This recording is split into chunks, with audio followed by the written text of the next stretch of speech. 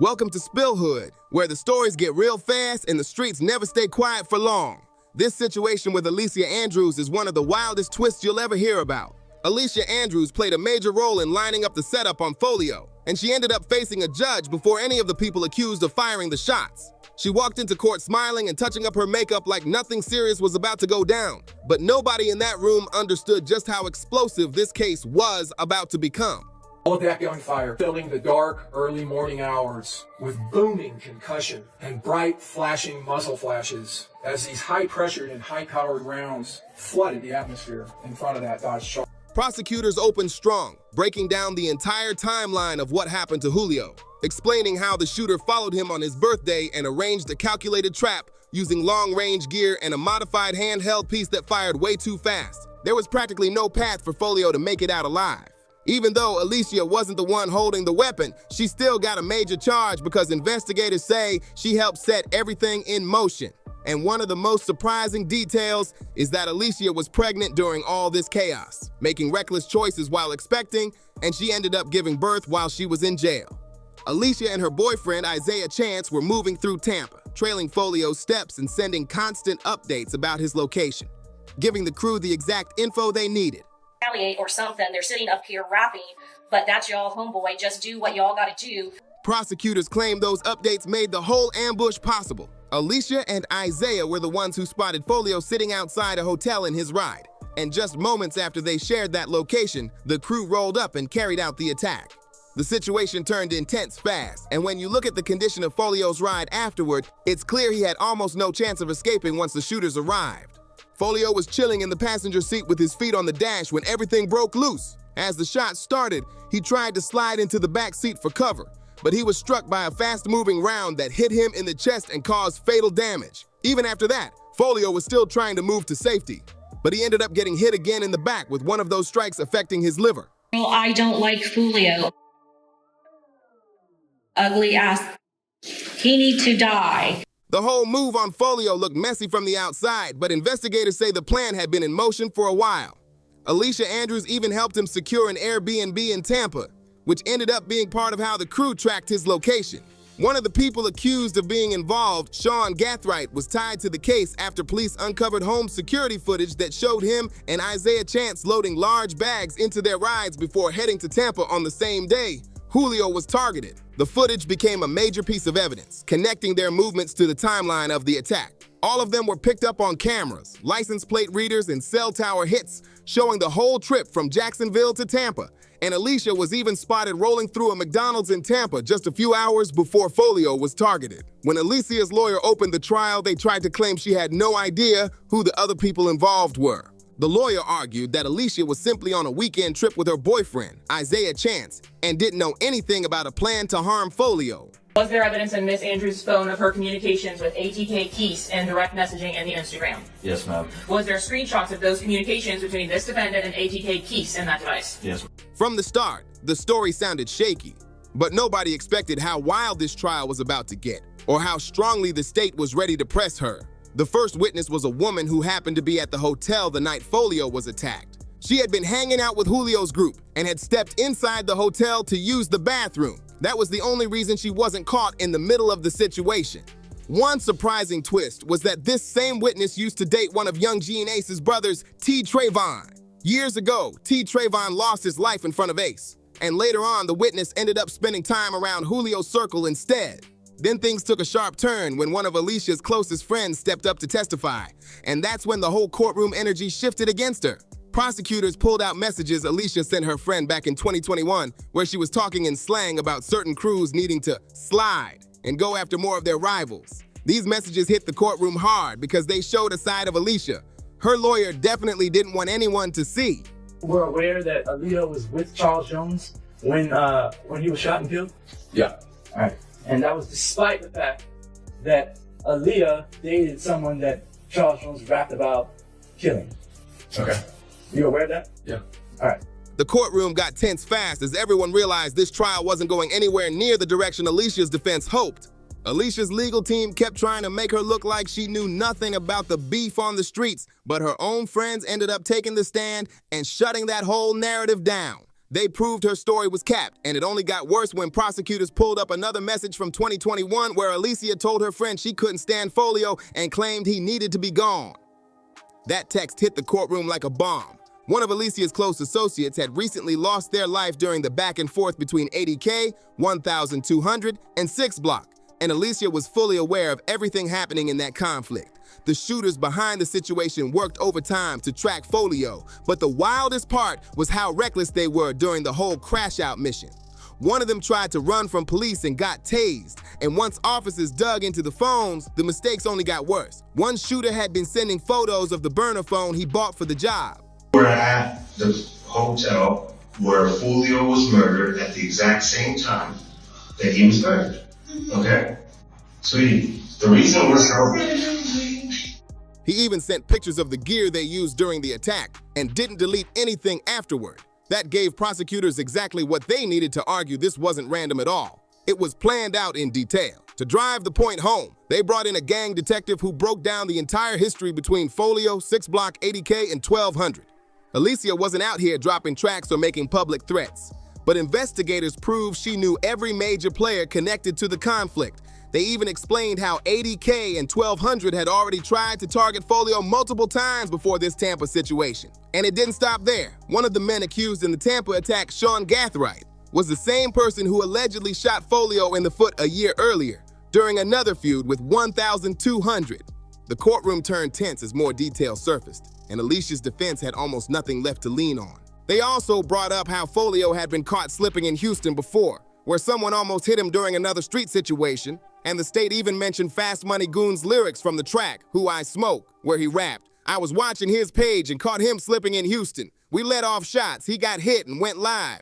I was tripping like, man, I can't believe he didn't pass." Hearing this in court had everyone looking around in shock. Then the prosecutor played Foolio's own music videos, pointing out the moments where he threw shots at certain rivals from ATK and 1200, including lines like, "Went out to eat on his birthday, folks hit, 3 gone in the worst way. He kept talking on me, now he's smoking 23.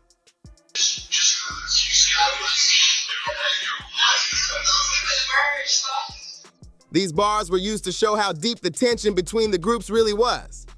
The state didn't stop there. They even pulled up Youngin Ace's lyrics from the track Game Over to support their claim that ATK and 1200 were the ones behind Foolio's situation in Tampa. The song dropped right after Foolio lost his life, and Ace rapped lines like, "Once 23 gone, inside my eyes I lost my mind.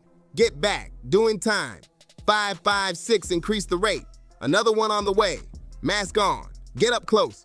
Another closed case. Don Julio, shots to the face. 5 in the morning, I got a call." The courtroom was locked in. Every lyric, every bar, every reference had the prosecutors building a narrative that this wasn't random. This was a long-running feud that had spilled into real life. What is this? Passed on the floor? Gone on arrival? Mr. Six. That's what the prosecutors played in court, and the whole room froze. Alicia's defense kept insisting that even if she knew the people involved, that didn't automatically make her guilty. But security cameras told a completely different story. She was caught on multiple angles following Foolio around the same night he was targeted, and the footage did not help her case. Alicia's team tried to argue she didn't really know what her boyfriend, Isaiah, and his crew were planning, but investigators discovered she had been messaging other ATK members on Instagram.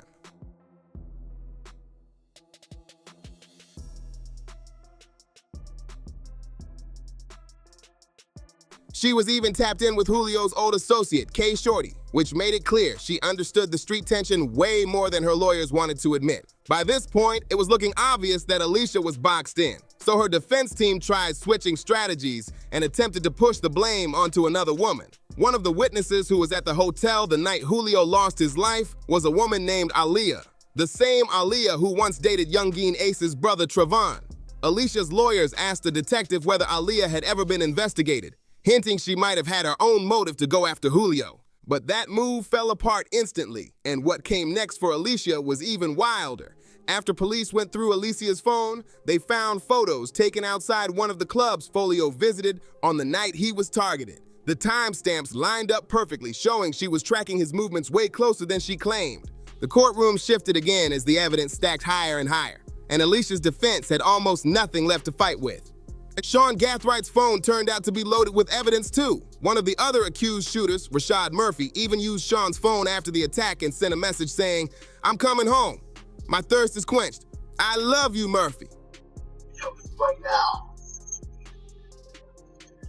you're going to be in prison, and you're never going to come out of it. You're never going to see the outside of prison.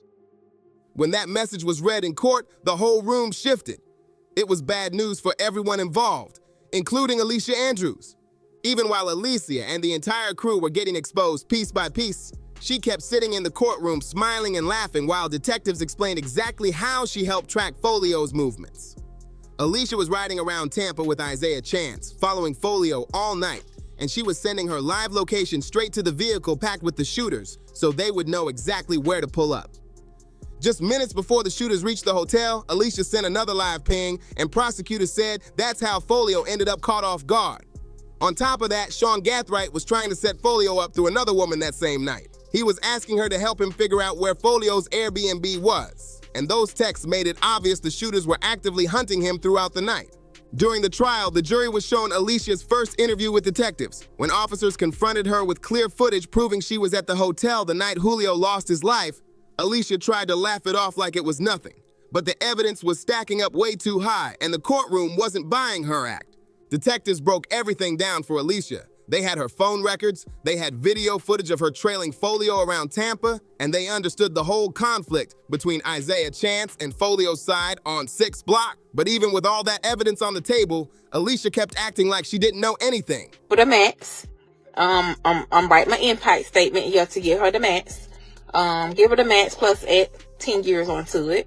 Yeah, let's do that. It started looking like she was trying to protect Isaiah because of their relationship. One of the wildest parts of this whole situation is that Alicia was pregnant with Isaiah's child during the night they were tracking Foolio, and detectives even told her straight up that Isaiah was using her the entire time. The lead detective warned Alicia that if she didn't cooperate, she could be facing a life sentence, but she still refused to give up any information on Isaiah or the others involved. Throughout her entire police interview, Alicia kept denying things investigators already had proof of. But once the trial started, everything she tried to hide came crashing down. When Alicia finally took the stand, she switched her story a bit and claimed Isaiah used physical force against her. The jury was shown photos of Alicia with bruising on her face from an incident where Isaiah allegedly harmed her. And she also said Isaiah was the one using her phone during the night Foolio was tracked. According to her, she allowed it because she was scared of him. There's no question Isaiah was abusive, but the court made it clear that his behavior toward her was separate from what happened the night Foolio lost his life. The trial left no room for confusion. Alicia's role in the situation was laid out in full, and every lie she tried to stand on got knocked down. From the very beginning, it was obvious Alicia knew exactly what was happening and why that whole trip to Tampa even took place. She was staring down a possible life sentence if she got hit with a shocking crimes conviction, but in a surprising twist, she ended up catching a major break in court. Instead of getting found guilty of shocking crime, the jury decided on a manslaughter charge and cleared her of conspiracy to commit eliminating. Even with that, Alicia Andrews isn't walking away free. She could still face decades behind bars. After the verdict, Julio's mom told reporters she was preparing her impact statement for the judge, and she wanted Alicia to receive 15 years plus an extra 10 on top. 15 years is the maximum for manslaughter in Florida, but the judge can stack more time if they feel the situation calls for it. And Julio's mom is pushing for the harshest penalty possible. Alicia definitely avoided the worst potential outcome, but things are looking way more serious for Isaiah Chance and the others accused of carrying out the attack on Julio. Their trials are set for 2026, and nobody knows what kind of evidence the state might reveal when that time comes. This case is far from over, and the next chapter is about to get even more intense. Don't forget to like, share, subscribe, and drop a comment if you want more deep dives like this. See you on the next one.